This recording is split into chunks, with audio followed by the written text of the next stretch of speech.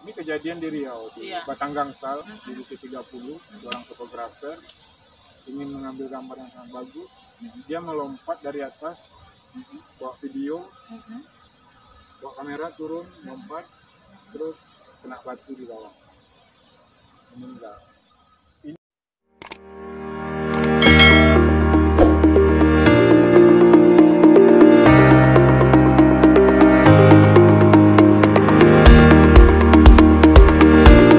Ton gitu.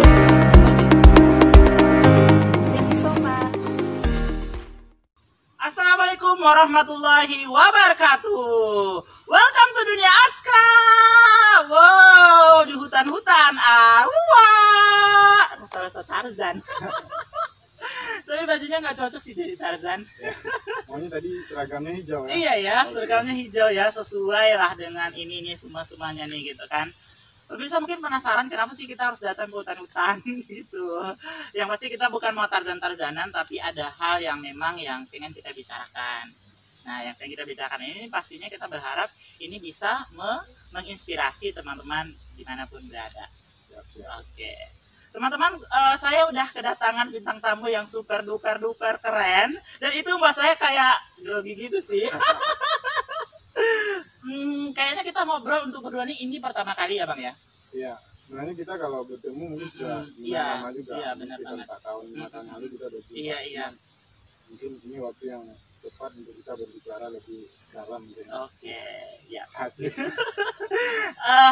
Di belakang ada sungai, apakah dia dalam? Sampai di pembicaraan kita katanya kita bakal ngobrol lebih dalam lagi, tapi tentang apa? Pemirsa, kali ini saya kedatangan seseorang yang menurut saya agak berbeda dengan konten-konten saya sebelumnya, meskipun ada kaitannya dengan puisi. Tapi sebelumnya kita perkenalan dulu. Siapa nih? Silakan bang. Baik, berarti saya harus kenalan ya sama kawan-kawan dulu. Oh iya dong, sama pemirsa dunia Aska. Oke, selamat sore kawan-kawan. Saya Gober. Saya dari komunitas juga yang bergiat di lingkungan, Laskar Penggiat Ekowisata Riau. Saya tinggal di Pekanbaru. Hari-hari saya berkegiatan di alam kesenian. Mungkin ada juga kebudayaan. Oke. Apa-apa aja tadi bang kegiatannya sehari-hari nih? Yang berkaitan dengan apa aja tadi? Sampai kena pesawat nih, ya kan? Jadi saya memang kalau spesifiknya fokusnya di lingkungan. Di lingkungan ya.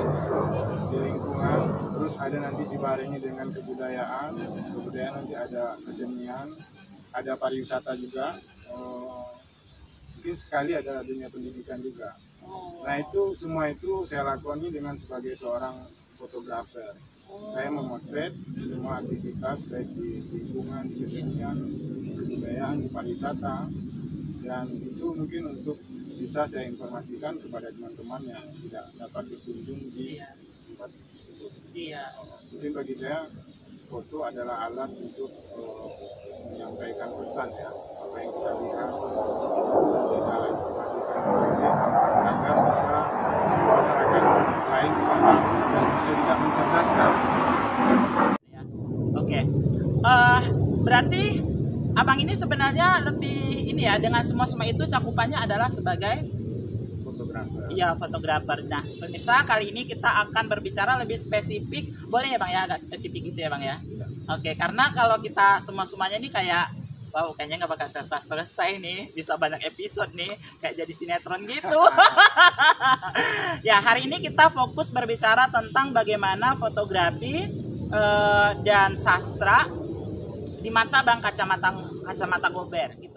Bagaimana nih bang awal-awal mula? Pasti kan orang tuh selalu kepo. Kenapa sih kok tiba-tiba jadi fotografer terus kemudian begini begitu dengan sedemikian banyaknya kegiatan dengan berbagai variasi seperti itu. Awal-awal abang terjun di apa nih fotografi ini gimana ceritanya? Ya awalnya dulu memang kita kan suka berjalan, suka kemana-mana, terus kita melakukan pendakian gunung, kita pergi ke hutan, kita pergi ke kemana lagi itu ke sungai, ke laut, dan itu beberapa tahun kami lewati tanpa dokumentasi, sehingga suatu ketika saya ditanyakan oleh abang-abang lah kalau menurut saya sebagai guru juga, Iya. kakak-kakak juga mungkin.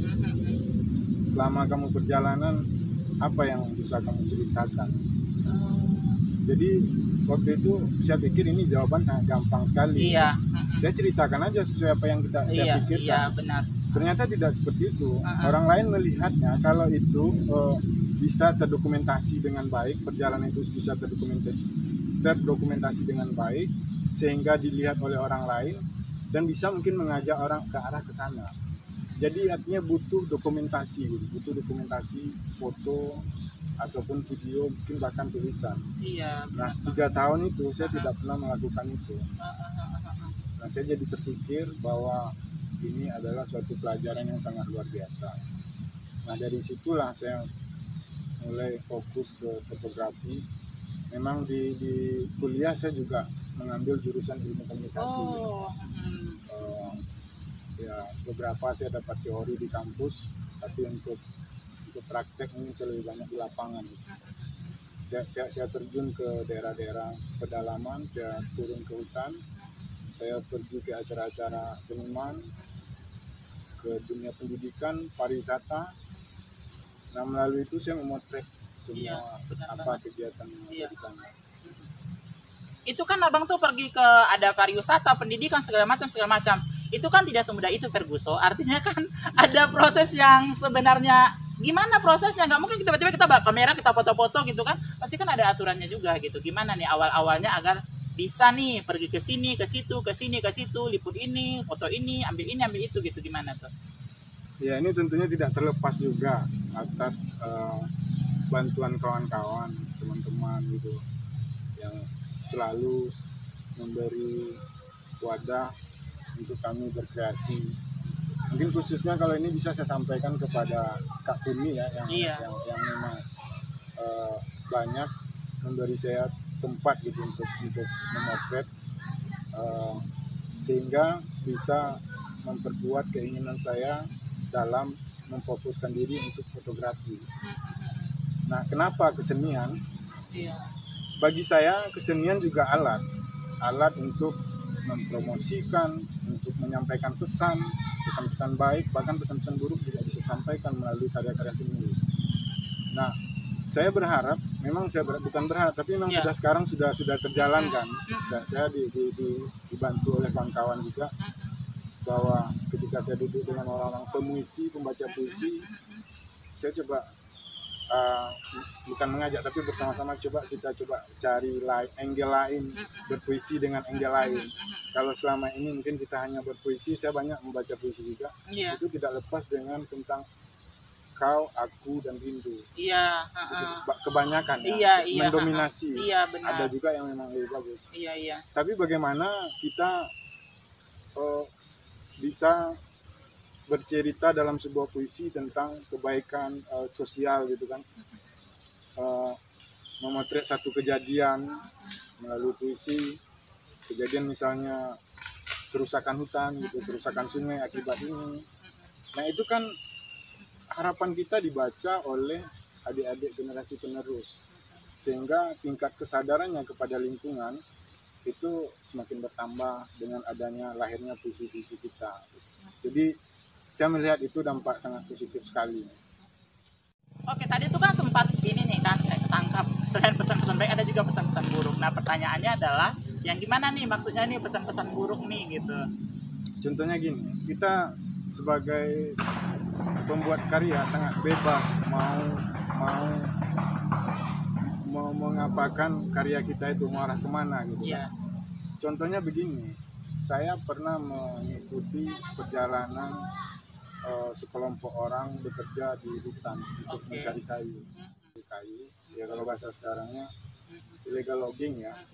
Itu suatu kegiatan yang memang dilarang oleh pemerintah karena memang kita lagi sedang mulai krisis gitu. Hutan kita di Indonesia di Riau mungkin krisis, dan ditambah lagi dengan kegiatan yang akan menghabiskan hutan kita, itu sangat dilarang. Nah, dalam perjalanan itu saya memotret, memulai dari berangkat dari rumah, pagi di perjalanan, siang, sore, malam lagi, kemudian pagi lagi. Saya memotret semuanya itu tuh, semua aktivitas itu. Iya. Tadi pertanyaannya bisa untuk jahat untuk yang baik. Iya. Kalau saya menjawabnya akan relatif. Iya. Kalau saya bicara segi hukum, ini adalah kegiatan yang dilarang. Benar. Dan ini berdampak buruk kepada masyarakat yang seperti tadi. Nah itu berita buruknya. Nah jadi relatif. Kalau berita baiknya, saya bisa menyampaikan ini adalah bukan aktor utama. Ini orang yang terkena dampak. Dampak apa? Terdampak ekonomi. Sehingga pelariannya adalah mengambil hutan. Mengambil kayu di hutan.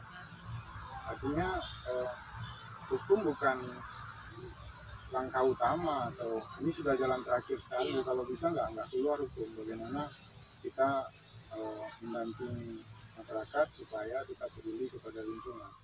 Ke fotografi kan kita tadi bicara bisa untuk bicara buruk, bisa bicara baik. Nah itu tadi tergantung dari angle mana mau bercerita gitu melalui foto-foto ini. Nah itu jawabannya, mungkin ada yang baik, ada yang buruk. Benar banget ya. Kita kan tadi kepo nih, akhirnya udah dijawab juga dari sisi buruknya. Mungkin dari segi pemerintah itu nggak boleh, tapi kalau kita lihat lagi ada semacam keterpaksaan yang buat mereka harus melakukan itu gitu. Bang, ini kan sebenarnya kan sebelum kita sampai pada sebuah titik itu kan kita kayak pernah mengalami keterbatasan lah mungkin yang pengen saya tanya itu. Ini tadi kan udah mulai mendalam tuh, udah mulai pembahasan sampai gimana gitu. Saya pengen balik lagi ke yang dangkal nih. Pertama tuh abang tuh kan jadi fotografer kan nggak langsung dapat ini tadi tuh kan, pasti orang juga nggak langsung ngakui. Kalau secara fasilitas nih, pernah nggak sih mengalami keterbatasan di awal-awal, apakah misalnya pakai kamera HP atau gimana gitu? Ya sebenarnya kendala teknis itu biasa, itu tergantung dari kantong-kantong kita ya. Kalau alat itu kan teknis ya, kamera gitu.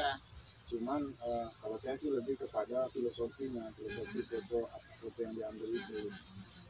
Nah teknis juga, kecerahan foto, resolusi, ketajaman dan sebagainya kita harus belajar juga.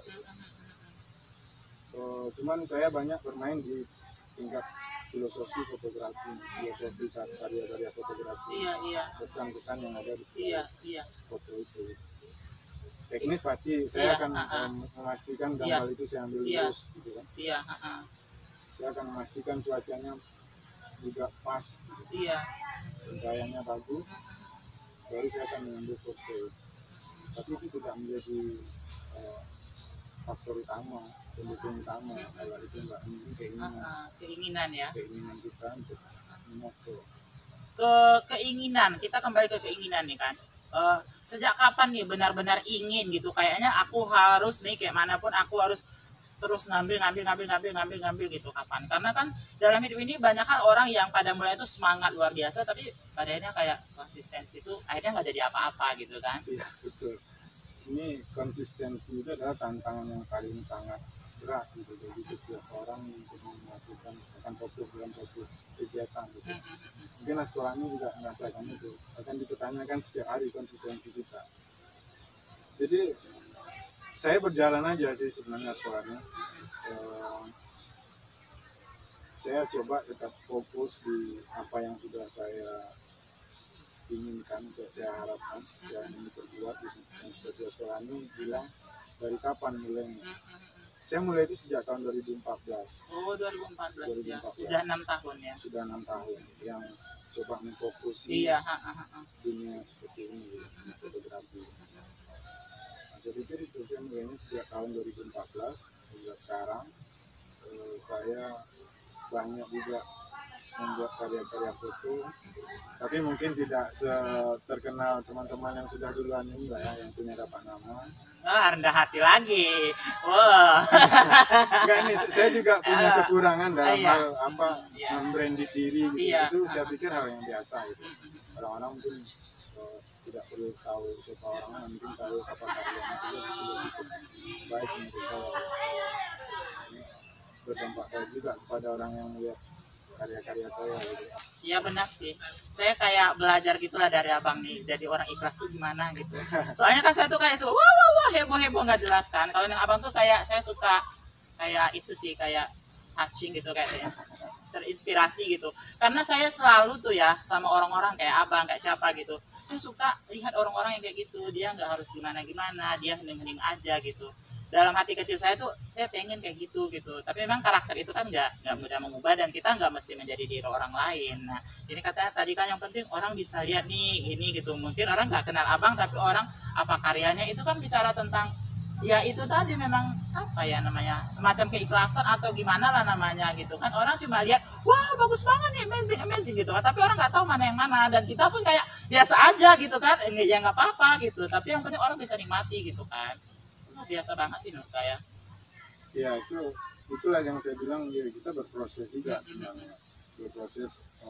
Saya pikir yang tadi itu harus orang tahu juga, nanti ada masanya gitu, ada masanya orang-orang harus mata-mata melihat kita, tahu nama kita gitu kan. Iya. Jadi mungkin belum sekarang. Iya. Mungkin ya ada lah waktunya, mungkin Iya. belum sekarang gitu.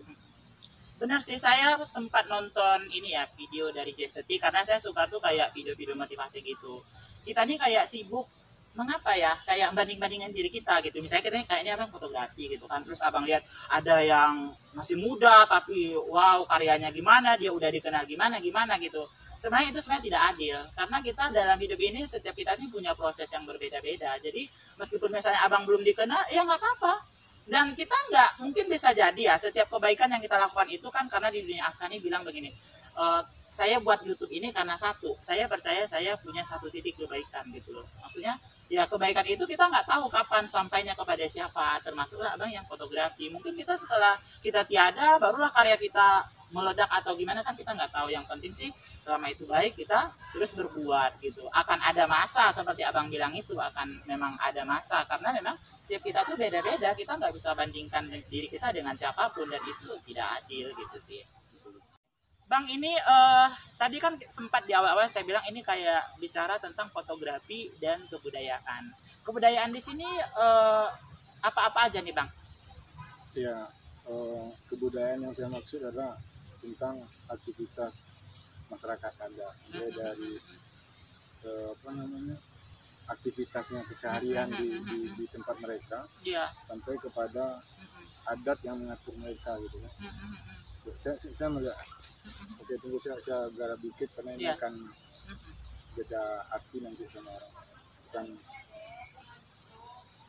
adat menjadi masih berperan penting dalam mengatur kehidupan mereka gitu di daerah itu. Saya mau sampai ke sana.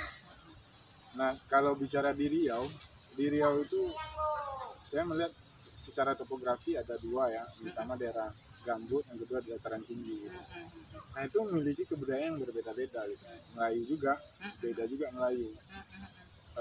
Di pesisir Melayunya seperti ini, yang kita lihat di daerah daratan ada lagi beda, mungkin lebih ke arah ke Sumbar yang berbatasan dengan Sumbar langsung itu.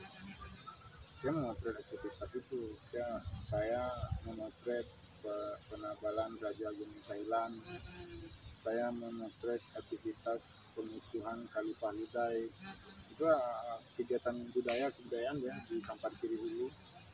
Saya memotret peristiwa-peristiwa adat lah di suatu kampung di Rimbang Bali juga. Baru terakhir kemarin ada kegiatan Semah Rantau. Kan acara-acara budaya termasuk Semah Rantau, gimana ya Semah Rantau? Nggak berangkat?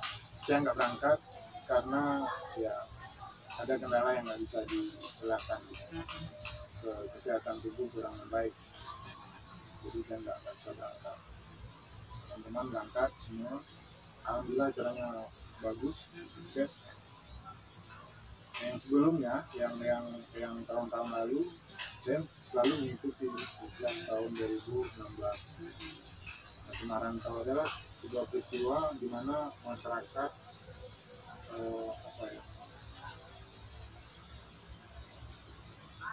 salah satu upaya masyarakat untuk melestarikan lingkungan melalui kegiatan kebudayaan. Jadi kegiatan Semah Rantau itu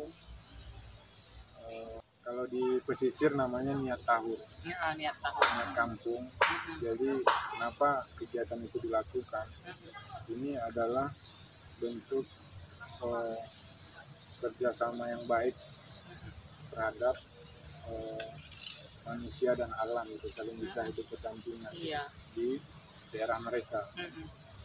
Nah, itu diwujudkan dengan pemotongan 1 ekor kerbau yang mana kepalanya dimasukkan ke dalam suatu lubuk di Sungai Sibayang untuk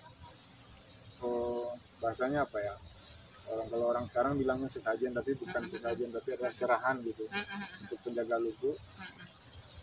Bahasanya alhamdulillah tahun ini masyarakat aman bermain di daerah perairan gitu. Jadi tidak ada yang mengganggu baik buaya atau apa gitu. Jadi dikasih loh gitu. Nah, kalau tahun depan ada terjadi kami nggak ngasih lagi, maksudnya kayak gitulah. Itu kepalanya. Nah, sementara hati dan jantungnya itu dibawa ke satu tempat tidak jauh dari kampung, itu namanya Bukit Harimau. Di situ diletakkan, sama juga Ya hutan gitu ya. ya hutan. Tujuannya sama juga.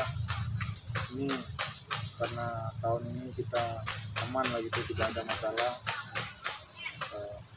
Pokoknya selagi hubungan baik dengan alam itu kita terjaga, selama itu juga lautan akan kita pelestari.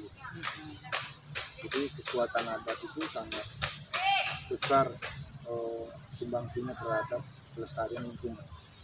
Dengan adanya keyakinan tadi itu, bahasanya kita selamat sekarang nih gitu kan, itu akhirnya kita kayak ya sama alam tuh kita berdamai lah gitu kan gitu. Oke. Ini Bang, kan udah lama nih, Ya. udah berapa? Udah 6 tahun nih kan, moto sana moto sini gitu kan, ngambil fotografi ini kan, jadi fotografer ini. Kemana aja nih gitu kan, udah pergi kemana aja, dan saya cuma pengen satu tempat yang benar-benar kayak ada ceritanya yang benar-benar mengesankan, kayaknya oh my god segitu banget, atau oh my god saya nggak pernah tahu nih, oh my god gitu, kayak adalah sesuatu ya kayak yang melahirkan kayak kesadaran baru atau apalah namanya gitu.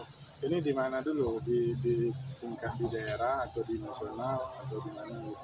Sepanjang Panjang perjalanan abang menjadi fotografer itu kemana aja, mungkin sebut nama beberapa, setelah itu satu deh yang paling ini gitu. Ya, kalau untuk ini saya pikir semua perjalanan itu asik, punya ceritanya berbeda-beda, cerita masing-masing. Semua perjalanan yang saya lakukan itu punya cerita yang berbeda-beda. Nah, cuman kalau ditanya mana tempat yang memang betul-betul membuat abang atau bahasa sekarang nggak bisa move on gitu, Iya, kan? Banyak cerita yang dibawa dari sana, banyak banget. foto yang akan dilihatkan gitu kan. Saya memilihnya tuh kalau di alam di Taman Nasional Gunung Rinjani gitu. Oh, Lombok. Ya, Nusa Tenggara Barat. Nusa Tenggara Barat. Oke, Nusa Tenggara Barat. Kalau bagi para pendaki itu adalah surganya para pendaki di Asia Tenggara, bisa dikatakan seperti itu, bahkan di Eropa. Nah, yang lebih menariknya itu kita orang Indonesia yang melakukan pendakian ke sana itu serasa jadi orang bule. Kenapa? Karena didominasi oleh orang-orang luar negeri pendakian itu. Nah, ini pendakian yang sangat luar biasa. Dia salah satu Seven Summit Indonesia ya, di Nusa Tenggara Barat. Nah, di sana banyak keindahan-keindahan alam yang berbeda ya dengan yang selama ini yang saya lihat. Biasanya hijau-hijau, hutan, pohon-pohon gitu. Di sana saya melihat bebatuan, bukit-bukit bebatuan, terus ada bekas pecahan, ada danau gitu, ada gunung di atas gunung. Jadi gunung Kerinci itu dulu, Gunung Rinjani itu dulu pernah tinggi sampai, kalau saya nggak salah ya, 5.000-an atau 4.000 lebih gitu. Artinya ini sangat tinggi sekali. Cuman sekitar tahun 16-an gunung itu meletus, sampai sekarang sisanya 37 atau 67, saya lupa, 37 67 ya, kalau nggak salah. Nah, sekarang ini yang pecahan itu melahirkan gunung lagi, namanya Gunung Segarahana. Nah, itu pemandangan yang unik sekali, yang bisa kita petik pelajaran juga di sana. Uniknya gimana nih yang Segarahana nih? Ya itu tadi, dia ada gunung dalam gunung. Kalau gunung itu seperti ini terus meletus begini kan, ada lagi gunung akan muncul di dalam danau dia tuh. Oh gitu.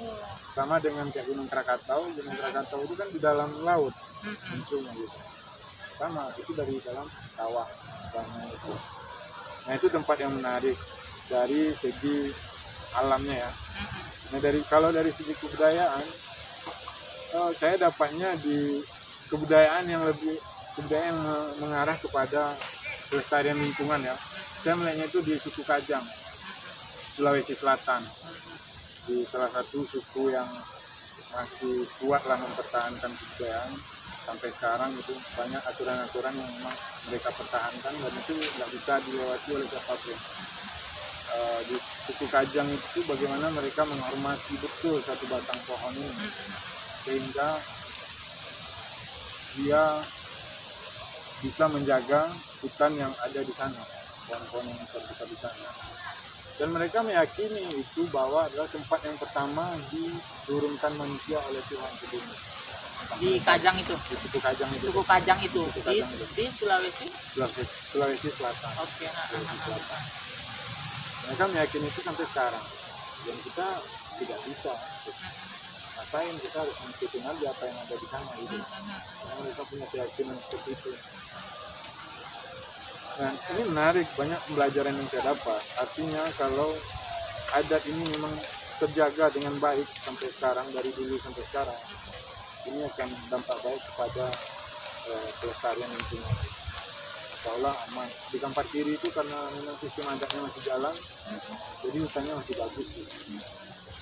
Kalau bisa dikatakan itu adalah rimba terakhir yang dimiliki Riau, yang mesti kita jaga-jaga bersama dengan cara kita masing-masing. Yang para seniman dengan cara seni, para penulis dengan cara tulisnya, fotografer dengan fotonya gitu. Nah, itu saya masuk sebagai fotografer. Untuk ngambil gambar ini kan tidak mudah ya Bang ya. Pastinya udah semakin kita bertahun-tahun tuh kayak mungkin ada kita kayak rasanya kurang puas, ada apa gitu. Kita pengen kayak banyak teknik lah yang abang mungkin pelajari lah, yang harus begini harus begitu gitu. Ada nggak sih ketika ngambil foto tuh sampai apa ya, berbahaya banget gitu loh, pernah nggak kayak gitu? Pasti.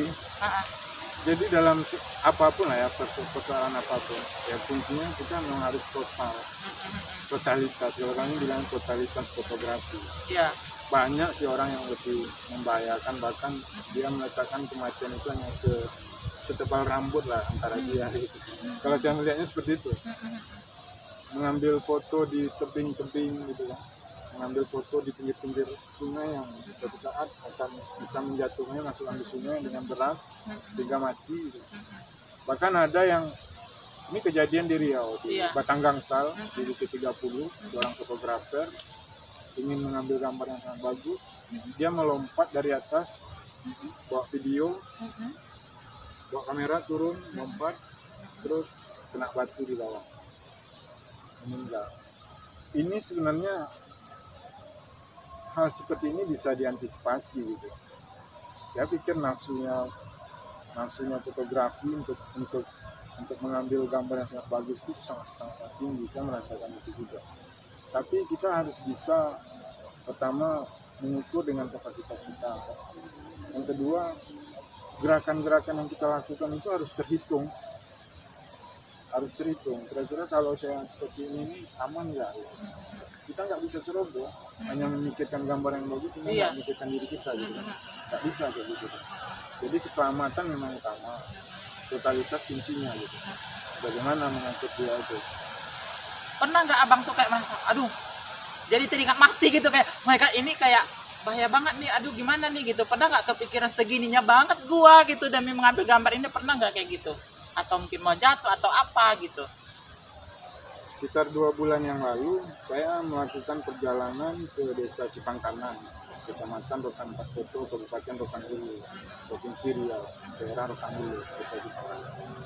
Ini desa yang terakhir dari Riau yang berbatasan langsung dengan Sumatera Barat, Saman Timur. Di sana saya melakukan perjalanan menuju air terjun. Saya belum lihat secara langsung, cuman mendengar cerita dari masyarakat membuat saya semakin semangat. Saya pikir itu sangat bagus sekali gitu. Melakukan sekitar 2 jam perjalanan terus sampai di sana. tempat itu bagus, sangat bagus ketika kita melakukan pemotretan dari atas. Dia adalah 3 buah air terjun yang bertingkat-tingkat turun begini. Kalau kita hanya tegak berdiri di bawah, kita akan melihat cuma 1 air terjun. Kalau kita melihat di samping, kita hanya melihat 1 air terjun juga. Bagaimana cara bisa dapat semuanya? Ini bukan saya bukan masalahnya bukan dengan sayanya, tapi dengan alat yang saya gunakan ini akan tidak selamat kalau ini terjadi. Iya. Saya timbul pikiran ini saya harus menaikkan drone gitu. Iya. Sementara ruang untuk menerbangkan drone itu sangat terbatas gitu. Iya. Ruangnya sangat kecil, tutupannya rapat. Iya. Sementara kita pengen juga ngambil foto ini bisa dapat 3 Iya. air terjun. Iya, benar banget. Jadi ya berjudilah bahasanya. Iya. Saya harus ikhlaskan kalau memang drone ini nggak walek. Tapi kalau walek dia akan mendapatkan gambar yang bagus. Gitu. Iya. Itu saya ngambil naikkan drone itu di pinggir tebing, 1 langkah lagi jatuh ke bawah, itu batu di bawah, ketinggian sekitar 70 meter. Kepikiran nggak mati gitu apa gitu? Tapi itu saya pastikan safety, saya nggak akan bergerak dari posisi awal menaikannya, apapun yang terjadi gitu. Iya. Ya pastikan saya nggak turun ke sana.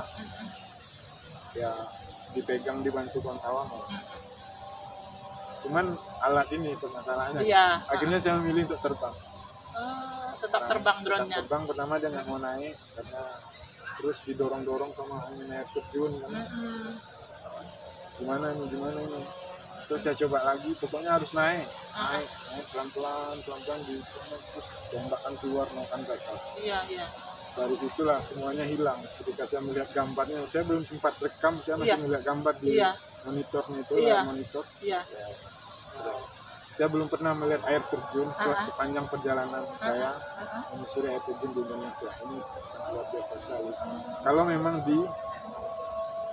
dikonsep dengan baik ya, baik pasti akan menjadi destinasi wisata yang nomor 1 lah di Riau, bahkan di Indonesia. Begitu kerennya gitu. Kenapa sampai ada pernyataan kayaknya ini bakal di Riau atau di Indonesia ini bakal paling keren gitu? Kenapa? Alasannya kenapa? Ya kita bisa melihat langsung air itu menari-nari turun 3 tingkat. Lihat langsung dengan mata kepala gitu. Iya. Akan melihatnya seperti itu. Iya. Biasanya kita melihat 1 air terjun atau 2 gitu. Kita nggak bisa melihat langsung 3 itu. Yang dia turun di antara jepitan hutan-hutan.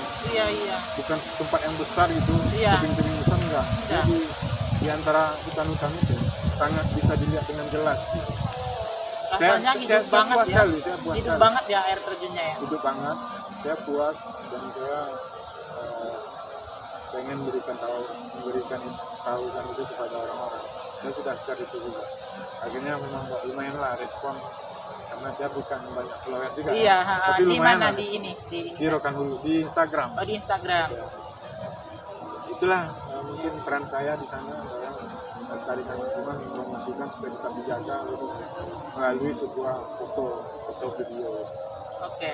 Pertanyaan berikutnya Bang, ini dari Abang menjadi fotografer ini, apa sih yang ini pertanyaan mendasar ya? Dari Abang menjadi fotografer ini, apa yang benar-benar Abang pelajari tentang manusia itu ternyata begitu loh gitu. Mungkin ada semacam kesimpulan sementara lah tentang manusia itu gitu. Ya, bicara objeknya manusia. Iya. Ya kalau saya hal yang paling mendasar saya lihat dalam dunia fotografi, saya lihat dan saya rasa. Kita ngumpul orang yang nonton ya kan. Oke Bang, kita sekarang ini kayak apa ya? Kita kayak berbicara kepada fotografi Abang ini kan gini-gini gitu kan. Kita lebih ke kayak kemanusiaannya sih gitu.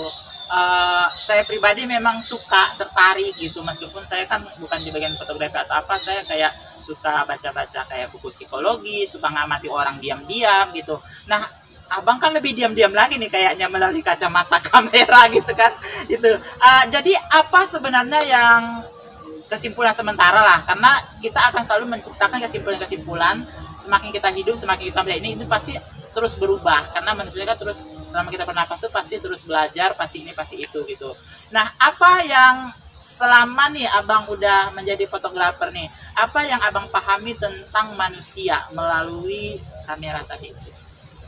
Ini pertanyaannya cukup berat ya, karena lebih mendasar lagi, Iya, mendasar lebih lagi. fundamental. Iya, benar banget. Fotografi fundamental. Iya.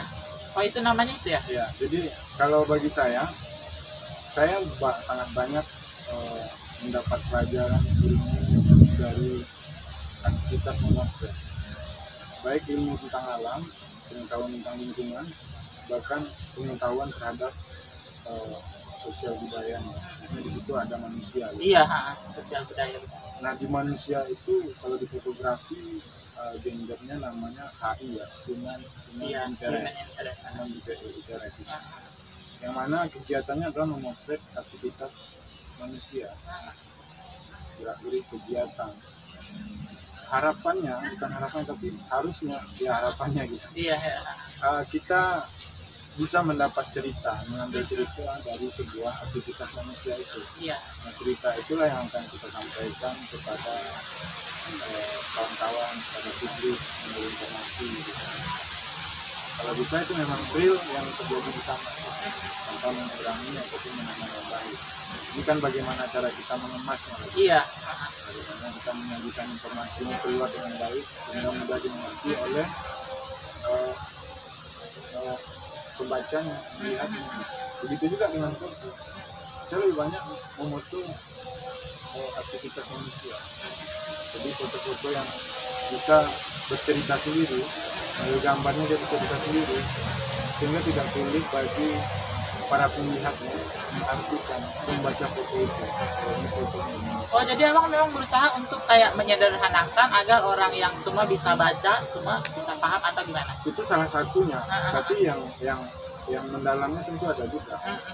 Dia sebenarnya yang disampaikannya dalam, cuman cara membacanya ringan gitu, asik gitu, nggak tegang kali. Itu aja kesimpulannya. Ya, kembali ke tadi, oh ini nih ternyata manusia tuh gitu loh gitu. Kesimpulannya dari semua ini nih apa sebenarnya yang bisa disimpulkan?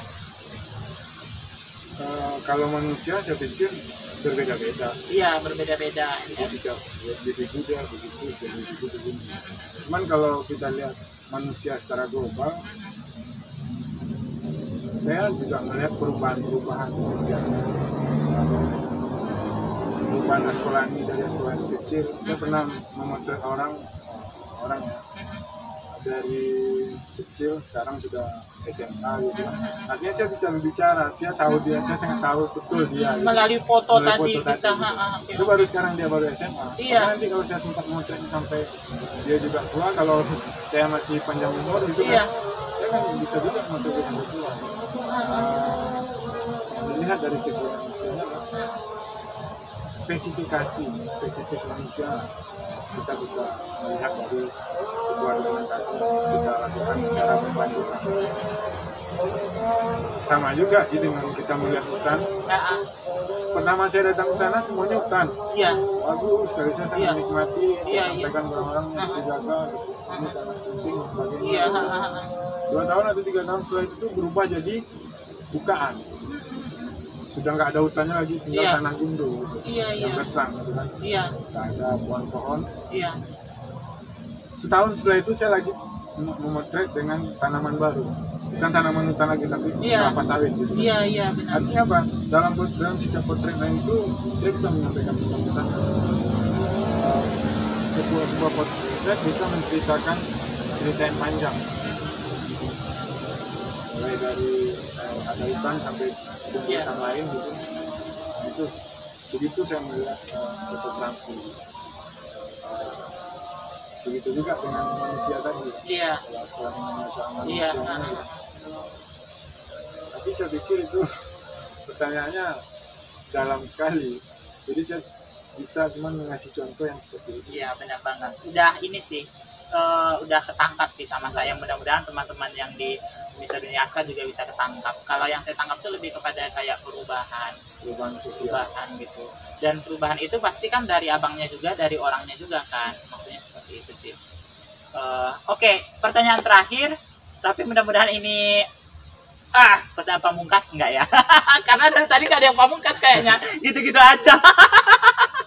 Oke, ini pertanyaan terakhir. Kan kayak saya dan banyak lagi orang di luar sana yang nggak ngerti fotografi. Apa sih setidaknya yang pengen abang kasih tahu, yang pengen orang tahu tentang dunia fotografi itu? Sederhananya sih, dengan foto ini kita bisa menyampaikan pesan kepada orang-orang. Itu aja sederhananya. Jangan pikirkan bagaimana cara memoto, apa alat yang digunakan. Iya. Gitu kan. Kalau itu dipikirkan duluan, itu banyak yang orang-orang yang tidak jadi kesampaian keinginannya menjadi fotografer. Konsistensinya sama komitmennya hanya kayaknya udah nggak enak lagi nih, pindah lagi ke sana lain. Tapi nggak akan bisa bertahan di fotografi. Tapi kalau kita berangkat dari foto adalah alat untuk menyampaikan pesan, sampai kapanpun dimanapun kita akan memberitahukan situasinya, apa yang kita lihat di sana gitu. Jadi dimanapun ketemu siapapun kita gitu kan, berada di tempat manapun kita bisa menginformasikan apa-apa yang ada di sana melalui foto-foto yang diambil. Itu aja sederhananya dulu kan. Kalau teknis nggak usah dipikirkan, itu berjalan, itu bisa dipelajari. Nah, yang mau disampaikan kepada kawan-kawan mungkin yang hobi fotografi ya, teruslah memoto gitu. Karena dengan foto tuh kita fotografer ini jadi hidup setiap hari, bisa menceritakan di sekitaran kita setiap hari. Itu sangat luar biasa sekali kalau dilihat oleh orang-orang yang memang bisa terinspirasi dengan kegiatan seperti itu. Wow, luar biasa banget. Ujung-ujungnya dapat juga yang dalam-dalam ya, karena memang dunia Anda yang fotografi, jadi bijak banget gitu. Oke, luar biasa banget sih Bang. Oke, tapi sebelumnya saya tidak lepas juga dari selalu belajar, dan sampai sekarang masih belajar, sangat banyak kekurangan. Orang-orang mungkin tidak, ya, kalau kita melihat orang-orang nggak akan pernah selesai. Iya, benar banget. Jadi kita tetap jalan, semua berproses, ada waktunya. Kita selalu belajar, mengambil pelajaran dari setiap perjalanan, dari setiap pertemuan. Itu yang akan membuat kita sampai kepada tujuan. Oke Bang, kan abang tuh kayak moto ini, moto itu gitu kan. Ada nggak sih, tadi juga bicara lingkungan kayaknya fokus banget. Ada nggak abang tuh kayak bergabung dengan komunitas apa, terus yang kayak wisata-wisata, ada gitu nggak sih? Ya, kebetulan saya di Laskar Penggiat Ekowisata Riau. Saat ini sejak tahun 2016 saya menjadi koordinator. Jadi LPE Riau atau Laskar Penggiat Ekowisata Riau itu fokus kepada kegiatan pariwisata yang berbasis kepada lingkungan. Jadi dulu saya berpikir wisata ini hanya untuk memuaskan diri sendiri, terus jalan-jalan ke tempat-tempat. Oke, sudah selesai, saya berhasil melewati itu, sehingga saya bisa berpikir bagaimana ini juga bisa menjadi edukasi kepada kita yang datang berkunjung ke sana, edukasi pengetahuan terhadap pentingnya menjaga lingkungan. Contohnya ketika kita berjalan ke air terjun, kita melihat kayu-kayu yang besar dan kita merasakan suasana yang sangat indah, asik sekali gitu. Ini kan tidak terlepas dari kelestarian alam itu sendiri. Kalau alam itu nggak lestari, itu nggak akan mendapatkan suasana seperti itu. Nah, bagaimana kita yang hadir ke sana, yang berkunjung ke sana, bisa berkontribusi terhadap keberlanjutan hutan atau alam tersebut. Minimal menyampaikan pesan kepada kawan-kawan di luar, ayo sama-sama kita jaga lingkungan, kita peduli lingkungan. Itu sudah cukup bagus dan bisa lah standarnya seperti itu. Itu kan tadi yang wisata, kalau yang khusus lingkungan banget ada nggak? Ya, yang tadi LP itu juga lahir dari, sebelumnya saya jadi simpatisan atau sahabat di Walhi ya. Walhi Riau, warna lingkungan itu Indonesia, tapi wilayah Riau. Nah, saya sempat di sana, sampai sekarang saya juga masih bersama kawan-kawan di sana berkegiatan gitu kan. Ya, kegiatan lingkungan pastinya. Nah, sehingga saya dan kawan-kawan bisa membuat satu komunitas, apalah itu namanya, penggiat ekowisata yang saya tadi. Saya tidak terlepas juga dari Walhi karena memang LPE lembaga anggotanya Walhi gitu. Jadi tugas salah satu kerja LPA adalah membantu Walhi untuk mengkampanyekan, menyuarakan terhadap pelestarian lingkungan. Nah, itu hubungannya saya dan Walhi dan LPA Riau. Itu. Oke bang, bagi orang-orang yang kepo nih kan, aduh bintang tamunya keren banget, aku tuh pengen lah lihat seperti apa karyanya, ini bisa dilihat di mana nih? Ya, saya punya akun seperti teman-teman juga. Iya. Kalau di Instagram mungkin bisa dilihat Kacamata Gober, nanti di follow, pastinya di follow balik kan. Iya, asik. Yang baik banget ya. Pasti. Jadi saya nggak mikirin banyak sendiri, tapi Iya. banyak rame-rame. Oke, gitu. keren banget. Kalau di Facebook ada juga Kacamata Gober, bisa di-add. Kalau di YouTube jangan lupa di-subscribe Kacamata Gober juga. Kontennya yang seperti yang saya bicarakan tadi lah, seputar dengan lingkungan, pariwisata, budaya dan sebagainya. Ya. Pokoknya dari Kacamata Gober bisa kemana aja, Anda cari aja itu di YouTube, di mana gitu kan. Oke bang, terima kasih banyak telah hadir di Dunia Aska, luar biasa banget. Mudah-mudahan penonton di rumah ini menyadari memang harus ada tindakan yang mereka lakukan terhadap ya lingkungan, budaya, dan semua yang udah abang bilang tadi udah banyak banget ya kan.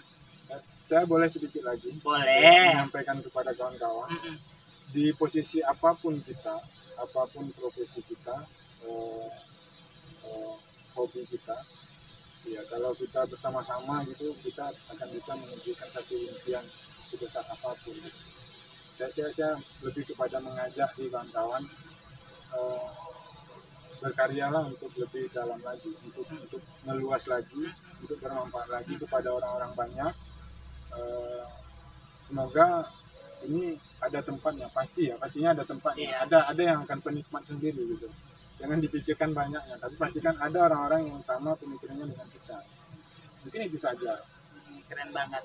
Ini adalah pertama kali saya mau cari orang di mana saya kesulitan untuk tertawa. Ini serius banget bang, tapi meskipun begitu saya bahagia banget karena saya banyak banget itu dapat informasi, dapat ilmu dari abang gitu. Jadi ketika saya nggak ketawa pun pemirsa itu ada kok yang dalam hati saya ini kayak bahagia banget dapatkan itu. Karena yang abang kasih semua tuh ilmu semua tuh. Ya. Mudah-mudahan ini bisa saling memberi ilmu. Saya juga diwawancara sama sekolah ini sangat luar biasa sekali.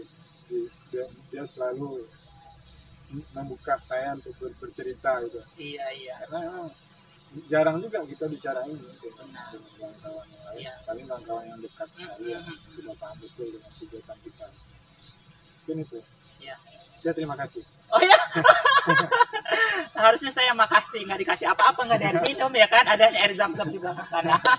Terima kasih pemirsa telah menonton video ini sangat manfaat banget. Kita sudah saatnya bergerak untuk menyelamatkan lingkungan dan menyadari banyak hal yang harus kita lakukan sebagai generasi muda untuk menciptakan lingkungan kita yang lebih baik lagi, daerah kita, Indonesia, bahkan dunia. Karena jika Anda memulai dari diri Anda sendiri, maka mungkin suatu saat ada orang lain lagi yang bisa mengikuti itu. Terima kasih telah menonton. Jangan lupa untuk like, share, komen, dan jangan lupa dibagikan kemana-mana agar Bang Kacamata Gober makin keren, ya kan?